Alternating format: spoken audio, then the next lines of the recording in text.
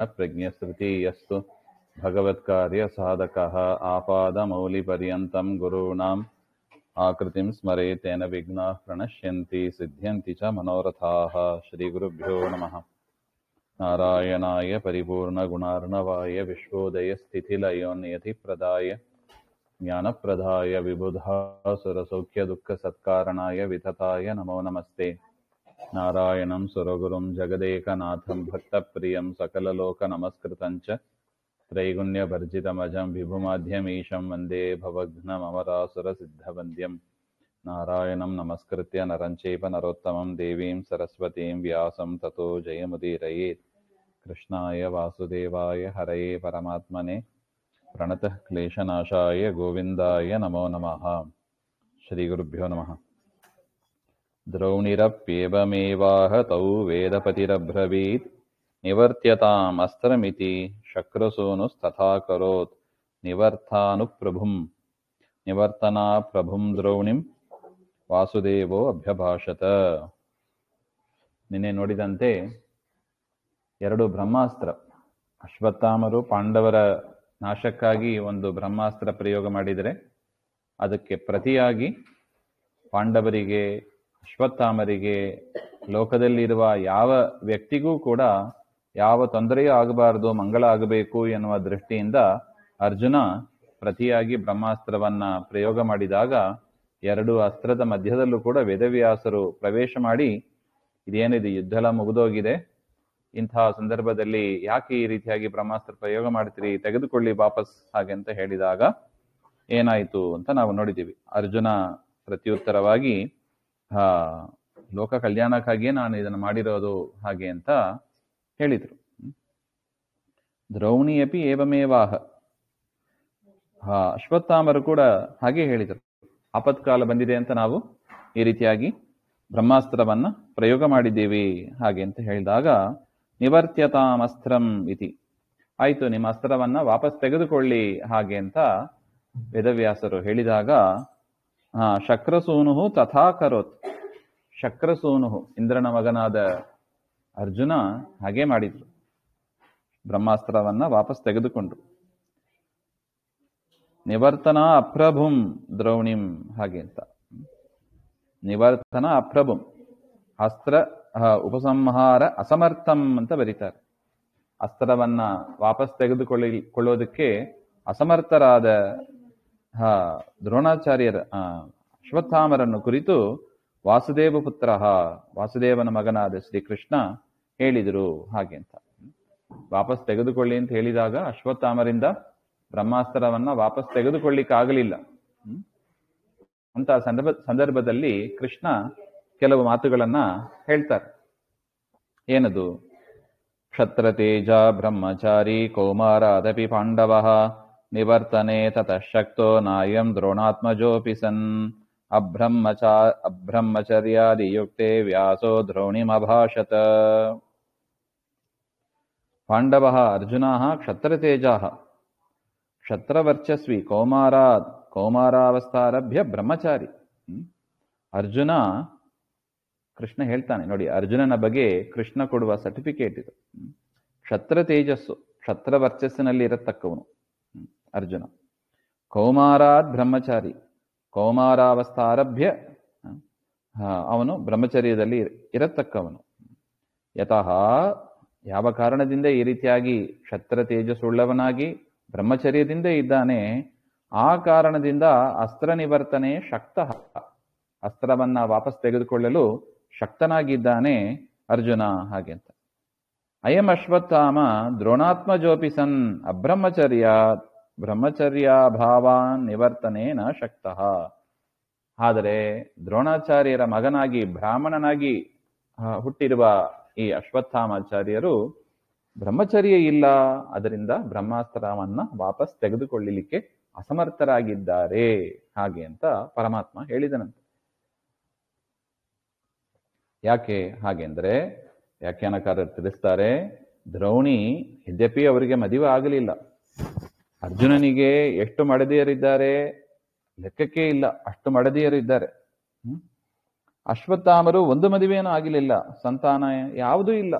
ಆದರೂ ಕೂಡ ಅರ್ಜುನ ಬ್ರಹ್ಮಚಾರಿಯಾಗಿ ಉಳಿದ, ಅಶ್ವತ್ಥಾಮರು ಅಬ್ರಹ್ಮಚಾರಿಗಳಾದರು. ಏನು ಕಾರಣ ಅಂತ ವ್ಯಾಖ್ಯಾನಕಾರ ತಿಳಿಸ್ತಾರೆ. ದ್ರೌಣೇಹೇ ಅಬ್ರಹ್ಮಚರ್ಯಂಚ ದುರ್ಯೋಧನ ಕ್ಷೇತ್ರೇ ಅಪತ್ಯೋತ್ಪತ್ತೇಃ ಸ್ವೀಕೃತತ್ವೇನ ಬ್ರಹ್ಮಚರ್ಯಸ್ಯ ವಿಗಲಿತತ್ವಾತ್ ಇತಿ ಭಾವಃ. ಅಶ್ವತ್ಥಾಮರಿಗೆ ಯಾಕೆ ಬ್ರಹ್ಮಚರ್ಯ ಹೋಯಿತು ಹಾಗೆ ಅಂದ್ರೆ, ದುರ್ಯೋಧನ ತಾನು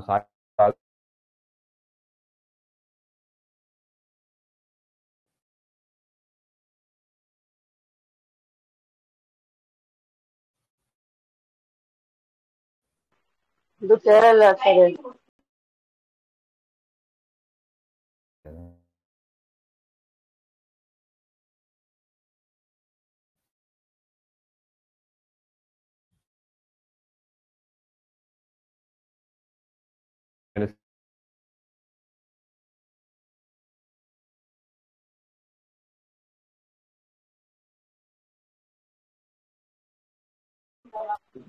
ಏನು ಕೇಳಲ್ಲ.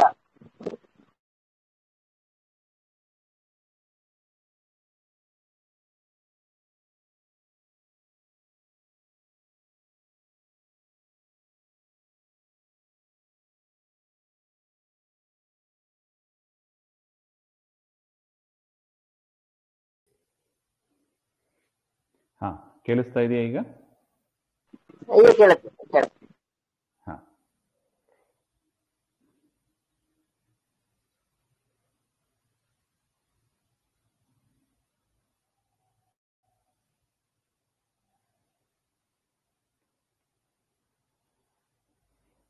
ಸ್ಕ್ರೀನ್ ಕಾಣಿಸ್ತಾ ಇದೆಯಾ? ಇಲ್ಲ, ಸ್ಕ್ರೀನ್ ಕಾಣಿಸಲ್ಲ, ಕೇಳಲ್ಲ ಈಗ. ಹಾ,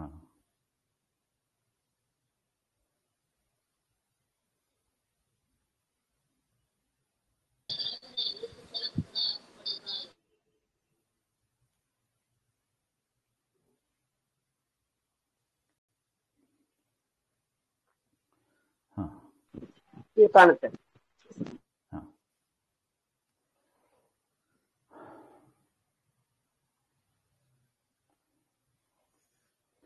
ಈ ರೀತಿಯಾಗಿ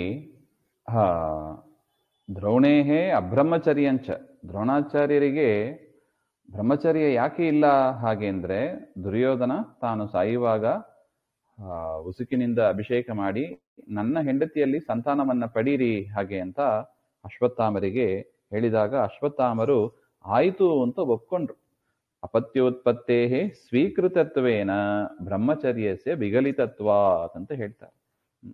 ದುರ್ಯೋಧನನ ಮಡದಿಯಲ್ಲಿ ಸಂತಾನವನ್ನ ಪಡಿತೇನೆ ಅಂತ ಒಪ್ಪಿಕೊಂಡ್ರು, ಅದರಿಂದ ಅವರು ಆ ಬ್ರಹ್ಮಚರ್ಯವನ್ನ ಕಳ್ಕೊಂಡ್ರು ಹಾಗೆ ಅಂತ ಕೃಷ್ಣನ ಮಾತಿನ ಅಭಿಪ್ರಾಯ ಅಂತ ತಿಳಿಸ್ತಾ ಇದ್ದಾರೆ. ಅದರಿಂದ ಅಶ್ವತ್ಥಾಮರಿಗೆ ಬ್ರಹ್ಮಚರ್ಯ ಹೋಯಿತು, ಅದರಿಂದ ವಾಪಸ್ ತೆಗೆದುಕೊಳ್ಳಿಕ್ಕಾಗಲ್ಲ ಬ್ರಹ್ಮಾಸ್ತ್ರವನ್ನ ಹಾಗೆ ಅಂತ ಕೃಷ್ಣ ಹೇಳ್ತಾನೆ. ನೋಡಿ, ಇದೆ ಗಮನಿಸಬೇಕಾದ ಒಂದು ಮುಖ್ಯವಾದ ಒಂದು ವಿಚಾರ ಅಂದ್ರೆ, ಬ್ರಹ್ಮಚರ್ಯ ಪರಮಾತ್ಮನಿಗೆ ಅತೀ ಪ್ರಿಯವಾದ ಒಂದು ಧರ್ಮ. ಎಲ್ಲರಲ್ಲೂ ಇರಬೇಕಾದ ಒಂದು ಧರ್ಮ ಅದು. ಮತ್ತೆ ಅರ್ಜುನ ಅಷ್ಟು ಮದುವೆ ಮಾಡಿಕೊಂಡು ಬ್ರಹ್ಮಚಾರಿ ಹೇಗೆ ಆದ ಹಾಗೆ ಅಂತ ಹೇಳಿದರೆ, ಋತುಕಾಲದಲ್ಲಿ ಮಾತ್ರ ಸಂಘವನ್ನ ಮಾಡ್ತಾನೆ, ಅದು ಕೂಡ ಪರಮಾತ್ಮನ ಪೂಜಾರೂಪವಾಗಿ ಫಲಾಪೇಕ್ಷೆ ಇಲ್ಲದೆ ಮಾಡಿದ್ದರಿಂದ ಅದು ಪೂಜಾರೂಪದಲ್ಲಿ ಆಗ್ತದೆ. ಆ ಪ್ರಜೋತ್ಪತ್ತಿಯು ಕೂಡ ಪೂಜಾರೂಪ ಆಗ್ತದೆ. ಅದರಿಂದ ಅವನಿಗೆ ಬ್ರಹ್ಮಚರ್ಯ ಉಳಿಯಿತು. ಅಶ್ವತ್ಥಾಮರು ದುಷ್ಟರಾಗಿ ದುಷ್ಟವಾದ ಬುದ್ಧಿಯಿಂದ ಪಾಂಡವರ ಹನನ, ಪಾಂಡವರು ಏನು ಹಿಂಸೆ ಮಾಡಿದ್ರು ಹೇಳಿ ಅಶ್ವತ್ಥಾಮರಿಗೆ? ಏನು ತೊಂದರೆ ಮಾಡಲಿಲ್ಲ. ಹಾಗಿದ್ರು ಕೂಡ ದುರ್ಯೋಧನನಿಗಾದ್ರೂ ಏನ್ ಮಾಡಿದ್ರು ಹೇಳಿ ಪಾಂಡವರು? ಅರ್ಧ ರಾಜ್ಯ ಕೇಳಿದ್ರು, ಅವ್ರದ್ದು ಹಕ್ಕು ಅದು, ಅವ್ರದ್ದು ರೈಟ್ಸ್ ಅದು. ಪಾಂಡುರಾಜನ ಮಕ್ಕಳಾಗಿ ಹುಟ್ಟಿದ್ದರಿಂದ ಪಿತ್ರಾರ್ಜಿತ ಪ್ರಾಪರ್ಟಿ ಅದು. ಅದನ್ನ ಕೇಳಿದಾಗ ಕೊಡೋದಿಲ್ಲ ಅಂತ ಹೇಳಿದಕ್ಕೆ ಈ ಯುದ್ಧ ಇತ್ಯಾದಿಗಳು ಎಲ್ಲವೂ ಆಯಿತು ಹಾಗೆ ಅಂತ ನಾವು ಅರಿತಿದ್ದೀವಿ. ಈ ರೀತಿಯಾಗಿ ಧರ್ಮ ಮಾರ್ಗದಲ್ಲಿ ನಡೀಬೇಕು. ಅದು ಮಾನಸಿಕವಾಗಿಯೂ ವಾಚಿಕ ಅಂದ್ರೆ ಮಾತಿನಿಂದಾಗಲೂ ಕೂಡ ಪರಿಪಾಲನೆ ಮಾಡಬೇಕಾದ ಮುಖ್ಯವಾದ ಒಂದು ಧರ್ಮ ಅದು ಹಾಗೆ ಅಂತ ಮಹಾಭಾರತ ನಮಗೆ ತಿಳಿಸಿಕೊಡ್ತಾ ಇದೆ. ಇನ್ನು ನಿವರ್ತನ ಅಸಮರ್ಥಸ್ತ್ವಂ ದೇಹಿ ನೈಸರ್ಗಿಕಂ ಮಣಿಂ ಜಿತಃ ಪ್ರಾಗೇವ ಭೀಮೇನ ಭೀಮಾಯೈವ ಮಹಾಪ್ರಭಂ ಅಪಿ ಕೇವಲ ಯಾವಾಚ ಪಾರ್ಥೇಭ್ಯೋ ಅಸ್ತ್ರಂ ನಿವಾರಯ. ಈ ರೀತಿಯಾಗಿ ಹೇಳಿದಾಗ ವೇದವ್ಯಾಸರು ಅಶ್ವತ್ಥಾಮರಿಗೆ ಒಂದು ಮಾತು ಹೇಳ್ತಾರೆ. ನಿಮಗೆ ಆ ಬ್ರಹ್ಮಾಸ್ತ್ರವನ್ನ ಉಪಸಂಹಾರ ಮಾಡಲಿಕ್ಕೆ ಆಗ್ತಾ ಇಲ್ಲ. ತ್ವಂ ಪ್ರಾಗೇವ ಬ್ರಹ್ಮಾಸ್ತ್ರ ಪ್ರಯೋಗ ಪೂರ್ವಮೇವ ಭೀಮೇನ ಜಿತಃ ಪರಾಜಿತಃ. ಮೊದಲೇ ಭೀಮಸೇನ ದೇವರಿಂದ ಅನೇಕ ಬಾರಿ ನೀವು ಯುದ್ಧದಲ್ಲಿ ಸೋತಿದ್ದೀರ. ಅದರಿಂದ ಬ್ರಹ್ಮಾಸ್ತ್ರ ಬಿಟ್ಟರೂ ಕೂಡ ಭೀಮನನ್ನು ಏನು ಮಾಡೋದಿಲ್ಲ. ಅದು ಮೊದಲು ಪ್ರಯೋಗ ಮಾಡಿದ್ದು ನೀವೇ, ಮತ್ತು ವಾಪಸ್ ತೆಗೆದುಕೊಳ್ಳಿಕ್ಕೆ ಆಗ್ತಾ ಇಲ್ಲ. ಅದರಿಂದ ನಿಮ್ಮಲ್ಲಿ ಇರತಕ್ಕ ನಿಮಗೆ ಶಿಕ್ಷೆ ಆಗಬೇಕು ಅಂತ ಹೇಳಿ ನಿಮ್ಮಲ್ಲೇ ಇರುವ ನೈಸರ್ಗಿಕವಾದ ಮಣಿ, ಹುಟ್ಟುವಾಗಲಿಂದ ಇರತಕ್ಕ ಒಂದು ಮಣಿ, ತಲೆ ಮೇಲೆ ಒಂದು ಮಣಿ ಇತ್ತಂತೆ, ಅದನ್ನು ಕಿತ್ತಿಕೊಡಿ, ಹಾಗೆ ಭೀಮಸೇನ ದೇವರಿಗೆ ಕೊಟ್ಟು ಬಿಡಿ ಹಾಗೆ ಅಂತ ಹೇಳಿದಾಗ ಕೊಟ್ಟು ಬಿಡಿ. ಎರಡನೆಯದು ಕೇವಲೆಯ ವಾಚಾಪಿ, ಬರೀ ಬಾಯಿ ಮಾತಿನಿಂದಾದರೂ ಪಾಂಡವರ ಮೇಲೆ ನಾನು ಅಸ್ತ್ರ ಪ್ರಯೋಗ ಮಾಡೋದಿಲ್ಲ ಅಂತ ಮಾತು ಕೊಡಿ ಹಾಗೆ ಅಂತ ವೇದವ್ಯಾಸರು ಹೇಳ್ತಾರೆ. ಇತ್ಯುಕ್ತೋ ಮೂರ್ಧಜಂ ರತ್ನಂ ಜರಾ ಮರಣನಾಶನಂ ಕ್ಷುತೃ ಶ್ರಮಾಪಹಂ ದಿವ್ಯ ಗಂಧಂ ಧ್ವಾಂತಹರಂ ಶುಭಂ ಉತ್ಕೃತ್ಯ ಭೀಮ ಯದದೌ ಮುಕ್ತ ಪಂಚೈವ ಪಾಂಡವಾಃ ಅಸ್ತ್ರಾದಿತಿ ತತೋ ವೇದ ಭರ್ತ ವಾಸವಿಮಬ್ರವೀತ್.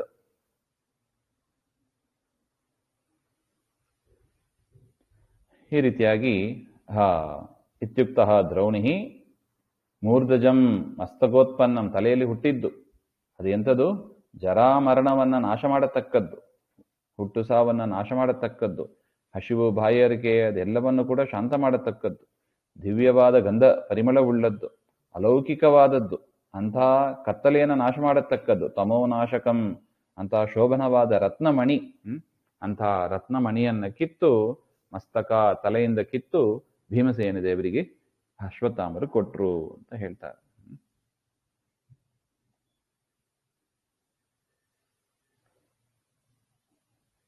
ಇನ್ನು ಅಸ್ತ್ರ ಪಂಚೈವ ಪಾಂಡಾಹ ಮುಕ್ತಾಹ ನಾತು ಅಧಿಕಃ ಇತ್ಯವದತೆ ಇತ್ಯರ್ಥಃ. ಪಂಚ ಪಾಂಡವರನ್ನು ಕೂಡ ನಾನು ಬ್ರಹ್ಮಾಸ್ತ್ರದಿಂದ ನಾನು ಬಿಡುಗಡೆ ಮಾಡ್ತೇನೆ ಹಾಗೆ ಅಂತ ಬಾಯಿ ಮಾತಿಗೆ ಹೇಳ್ತಾರೆ ಅಶ್ವತ್ಥಾಮರು. ಇಷ್ಟು ಹೇಳಿದಾಗ ವೇದ ಭರ್ತ, ವೇದ ಸ್ವಾಮಿಯಾದ, ವೇದ ಪ್ರತಿಪಾದ್ಯರಾದ ಆ ವೇದವ್ಯಾಸರು ಅರ್ಜುನನಿಗೆ ಕೆಲವು ಮಾತನ್ನ ಹೇಳಿದರಂತೆ. ತಾತ ಮುಕ್ತಂ ದ್ರೌಣಿನಾಪಿ ತ್ವಮೇವಾಸ್ತ್ರಂ ನಿವರ್ತಯ ಇತ್ಯುಕ್ತಸ್ತಂ ಪ್ರಣಮ್ಯಾಶು ಸಂಜಹಾರಾರ್ಜುನೋಪಿ ತತ್. ಏನ್ ಹೇಳಿದ್ರು? ಅರ್ಜುನ, ದ್ರೌಣಿನಾಪಿ ಮುಕ್ತಂ ಪ್ರಯೋಜಿತಂ ಅಸ್ತ್ರಂ ತ್ವಮೇವ ನಿವರ್ತಯ.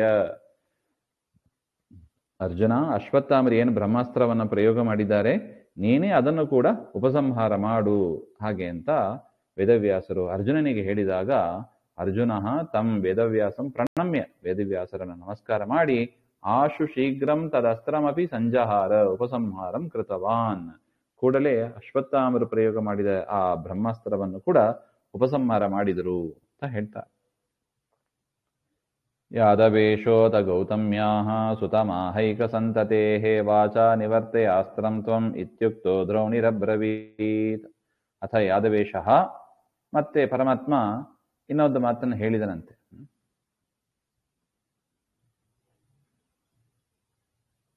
ಏಕಾಚಾಸೌ ಸಂತತಿಶ್ಚ ಏಕಸಂತತಿ ತಸ್ಯ ಏಕಸಂತತೇಃ ಏಕಸ್ಮಾತ್ ಪಾಂಡವ ಸಂತತೇಃ ತ್ವಂ ಅಸ್ತ್ರಂ ವಾಚಾ ನಿವರ್ತಯ. ಇನ್ನು ಹೇಳಿದರಂತೆ, ಪರಮಾತ್ಮ ಹೇಳಿದನಂತೆ. ನೋಡಿ, ವೇದವ್ಯಾಸರು ಹೇಳಿದಾಗ ಎಲ್ಲವನ್ನು ಮಾಡಿದರು. ಕೃಷ್ಣ ಹೇಳಿದಾಗ ಕೃಷ್ಣ ಒಂದು ಮಾತು ಹೇಳಿದ. ನೋಡಿ, ಪಾಂಡವರಿಂದ ಮಾತ್ರ ನೀವು ಬ್ರಹ್ಮಾಸ್ತ್ರವನ್ನ ವಾಪಸ್ ತೆಗೆದುಕೊಂಡಿದ್ದೀರಿ, ಆದರೆ ಪಾಂಡವರ ಒಂದೇ ಸಂತತಿ ಉಳಿದಿದೆ ಇನ್ನು. ಯಾರು? ಉತ್ತರಾದೇವಿಯ ಗರ್ಭದಲ್ಲಿ ಇರತಕ್ಕ ಪರೀಕ್ಷಿತ್. ಆ ಪರೀಕ್ಷಿತನ ಗರ್ಭದಲ್ಲಿ ಯಾವ ತೊಂದರೆ ಆಗಬಾರದು. ಗರ್ಭದಲ್ಲಿ ಇರುವಾಗ ಗರ್ಭಿಣಿಯಾಗಿದ್ರು ಉತ್ತರಾದೇವಿಯಾಗ, ಅಭಿಮನ್ಯುವಿನ ಹೆಂಡತಿ. ಆ ಗರ್ಭಕ್ಕೂ ಕೂಡ ಯಾವ ತೊಂದರೆ ಆಗಬಾರದು ಅಂತ ನೀವು ಮಾತಿನಿಂದ ಹೇಳಿ ಹಾಗೆ ಅಂತ ಕೃಷ್ಣ ಪರಮಾತ್ಮ ಹೇಳಿದಾಗ ಅಶ್ವತ್ಥಾಮರು ಕೆಲವು ಮಾತುಗಳನ್ನ ಹೇಳ್ತಾರೆ ಪರಮಾತ್ಮ ಕೃಷ್ಣನನ್ನು ಕುರಿತು. ಪಕ್ಷಪಾತಾತಿಚ್ಛಸಿ ತ್ವಂ ಭಾಗಿನೇಯಸ್ಯ ಸಂತತಿಂ ತತ್ರೈವ ಪಾದಯಾಮಸ್ತ್ರಂ ಉತ್ತರ ಗರ್ಭಕೃಂತನೆ. ಅಶ್ವತ್ಥಾಮರು ಏನು ಹೇಳಿದರು? ಕೃಷ್ಣ, ನೀನು ಸುಭದ್ರೆಯ ಮಗ, ಅಭಿಮನ್ಯುವಿನ ಹೆಂಡತಿ ಸುಭದ್ರ,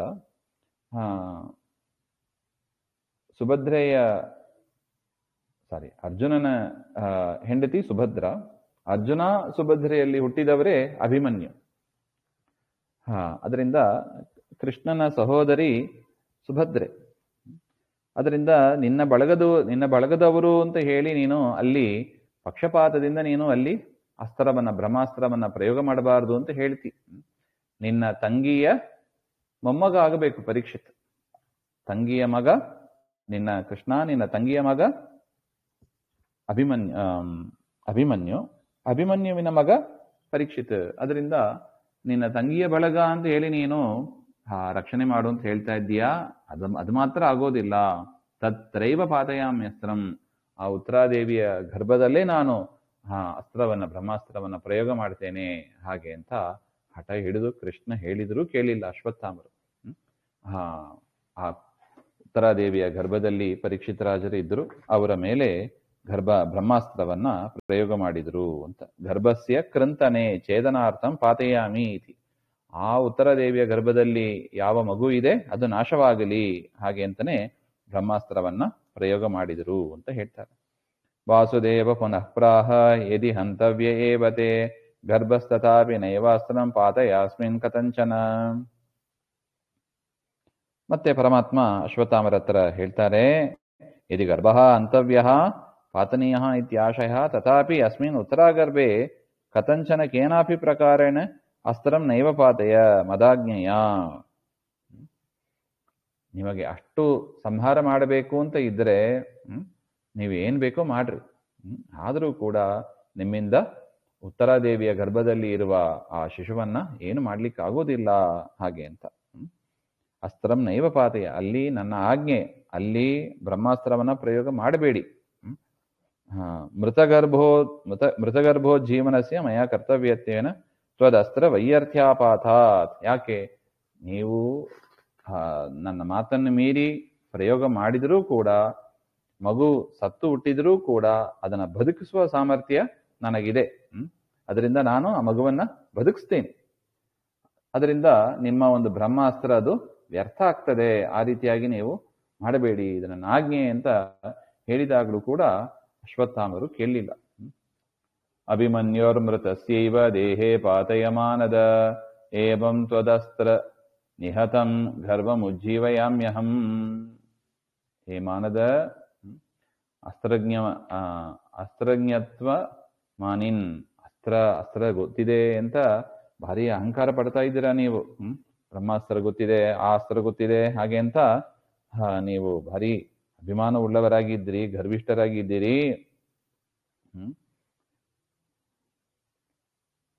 ಮೃತಸ್ಯ ಅಭಿಮನ್ಯೋಹೋ ದೇಹೇ ಪಾತೆಯ ಅಸ್ತ್ರಂ ಇತಿ ಶೇಷ. ಮೃತನಾದ ಅಭಿಮನ್ಯುವಿನ ಮೇಲೆ, ಅವನ ಶರೀರದ ಮೇಲೆ ಬೇಕಾದ್ರೆ ಆ ಅಸ್ತ್ರವನ್ನ ನೀವು ಪ್ರಯೋಗ ಮಾಡ್ರಿ. ತಮಪಿ ಉಜ್ಜೀವಯಿಷ್ಯಾಮಿ ಇತಿ ವಾಕ್ಯಶೇಷ. ಮೃತನಾದ ಅಭಿಮನ್ಯುವನ್ನು ಕೂಡ ಬದುಕಿಸುವ ಸಾಮರ್ಥ್ಯ ನನಗಿದೆ. ಏವಂ ಅಭಿಮನ್ಯು ನಿದರ್ಶನೇನ ತ್ವದಸ್ತ್ರ ಹತಂ ಗರ್ಭಮೇವ ಘರ್ಮವಪ್ ಉಜ್ಜೀವಯಾಮಿ ಇತ್ಯರ್ಥ. ಅಭಿಮನ್ಯುವನ್ನು ಬೇಕಾದ್ರೂ ಕೂಡ ನಾನು ಬದುಕಿಸ್ತೇನೆ. ಉತ್ತರಾದೇವಿಯ ಗರ್ಭದಲ್ಲೇ ಇರತಕ್ಕ ಆ ಪರೀಕ್ಷಿತ ರಾಜನ ಮೇಲೆ ನೀವು, ಪರೀಕ್ಷಿತ್ ಅಂತ ಹೆಸರು ಇಟ್ಟಿಲ್ಲ, ಅದರ ಪರಿಚಯ ಇದೆ ಅಂತ ನಾವು ಅದನ್ನ ಹೇಳ್ತಾ ಇದ್ದೀವಿ. ಉತ್ತರಾದೇವಿಯ ಗರ್ಭದಲ್ಲಿ ನೀವು ಬ್ರಹ್ಮಾಸ್ತ್ರ ಪ್ರಯೋಗ ಮಾಡಿದರೂ ಕೂಡ ಆ ಮಗುವನ್ನು ಕೂಡ ನಾನು ಬದುಕಿಸ್ತೇನೆ ಹಾಗೆ ಅಂತ ಕೃಷ್ಣ ಪರಮಾತ್ಮ ಹೇಳಿದ. ಅದರಿಂದ ಏನೇ ಆದರೂ ಕೂಡ ನೀವು ಪ್ರಯೋಗ ಮಾಡುವ ಬ್ರಹ್ಮಾಸ್ತ್ರ ಅದು ವ್ಯರ್ಥವೇ ಆಗ್ತದೆ, ತಮ್ಮ ಕೆಲಸ ಮಾಡೋದಿಲ್ಲ ಹಾಗೆ ಅಂತ. ತ್ವದಸ್ತ್ರ ನಿಹತಂ ಗರ್ಭಂ ಉಜ್ಜೀವಯಾಮಿ ಇತಿ ಪ್ರಾಹ ಇತಿ ವಾಕ್ಯಶೇಷ. ಈ ರೀತಿಯಾಗಿ ಕೃಷ್ಣ ಪರಮಾತ್ಮ ಹೇಳಿದ ಹಾಗೆ ಅಂತ ಹೇಳ್ತಾರೆ. ನೋಡಿ ಹೇಗಿದೆ ನೋಡಿ, ಕೃಷ್ಣ ಹೇಳಿದಾಗಲೂ ಕೂಡ ಇಷ್ಟು ಅಶ್ವತ್ಥಾಮರು ಕೇಳಲಿಲ್ಲ. ಆ ಪರೀಕ್ಷಿತ ರಾಜನನ್ನ ಪಾಂಡವರ ವಂಶ ಆದ್ದರಿಂದ ಅಭಿಮನ್ಯುವಂತೂ ಯುದ್ಧದಲ್ಲಿ ಸತ್ತೋಗಿದ್ದಾನೆ. ಆ ಅಭಿಮನ್ಯುವಿನ ಮಗ ಉತ್ತರಾದೇವಿಯ ಗರ್ಭದಲ್ಲಿ ಇದ್ದಾನೆ, ಅವನನ್ನೇ ಸಾಯಿಸ್ತೇನೆ ಹಾಗೆ ಅಂತ ಅಶ್ವತ್ಥಾಮರು ಹಠ ಹಿಡಿದು ಕೊಲ್ಲುವ ಪ್ರಯತ್ನವನ್ನು ಮಾಡ್ತಾ ಇದ್ದಾರೆ. ಮುಂದೆ ಏನಾಯಿತು ಎಂಬುದನ್ನ ಮತ್ತೆ ನೋಡೋಣ. ಶ್ರೀಮಧ್ವಾಂತರ್ಗತ ಶ್ರೀಕೃಷ್ಣ ಅರ್ಪಣಮಸ್ತು. ಶ್ರೀ ಹರಯೇ ನಮಃ.